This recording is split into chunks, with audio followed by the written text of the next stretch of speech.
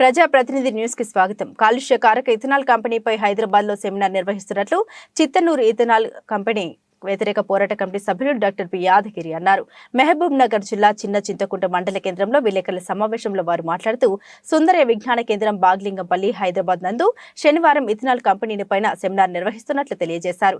ఈ సందర్భంగా ఆయన మాట్లాడుతూ ఇథనాల్ కంపెనీ వల్ల ప్రజలకు ఎంత నష్టం ఎంత లాభం ఉంటుంది వివరించడానికి శాస్త్రజ్ఞులు వస్తున్నట్లు తెలిపారు. ఇట్టి సమావేశానికి ఆయన ఇథనాల్ కంపెనీలు యాజమాన్లు పాల్గొన్నట్లు తెలిపారు. అంతకుముందు స్థానిక ఎస్ఐఆర్ శేఖర్ కి వినతి పత్రాన్ని అందజేశారు.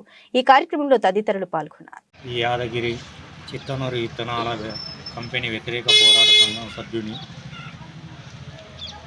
అయితే ఈ చిత్తనూరులో ఫ్యాక్టరీ వేయడం వల్ల ఇక్కడ వాతావరణం మొత్తం కాలుష్యం అయిపోతుంది, నీరు కాలుష్యం అవుతుంది. అట్లాగే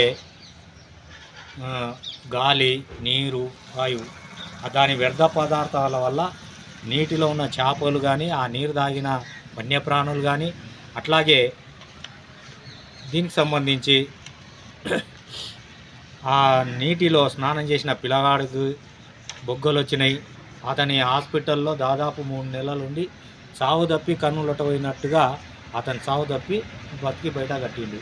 కాబట్టి ఇటువంటి ఇష ఫ్యాక్టరీ ఉండడం వల్ల ప్రజలకు భవిష్యత్తు లేకుండా పోతుంది.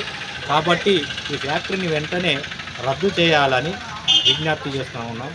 అట్లే 2 సంవత్సరాలుగా ఈ ఫ్యాక్టరీ నుంచి ఇటువంటి విష పదార్థాలు వస్తున్నాయి. కాబట్టి ఇదంతా ఉంది కాబట్టి ఈ ఫ్యాక్టరీ రద్దు చేయాలని 2 సంవత్సరాలుగా పోరాటం చేస్తూనే ఉన్నాము. చిత్తనూరు ఇథనాల వ్యతిరేక పోరాట సంఘం వేసుకొని పోరాటం చేస్తూ ఉన్నాం.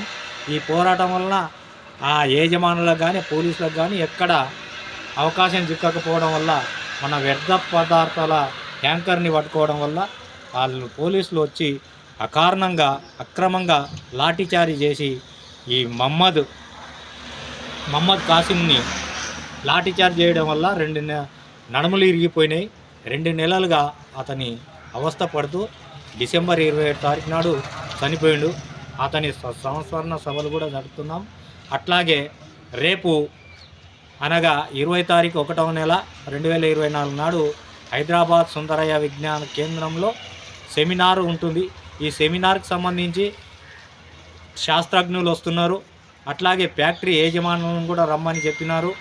అయితే ఈ శాస్త్రజ్ఞులు అక్కడికి వస్తే మనకు ఏం తెలుస్తుందంటే ఈ ఫ్యాక్టరీ వల్ల మనకెంత లాభము మనకెంత నష్టం ఎంత లాభం ఎంత అనేది వాళ్ళు మాట్లాడితే, యజమానులు లాభమే ఉంటుంది కానీ నష్టం లేదని ఎట్లానో వాళ్ళు రుజువు చేయాల్సిన అవసరం ఎంతైనా ఉంది.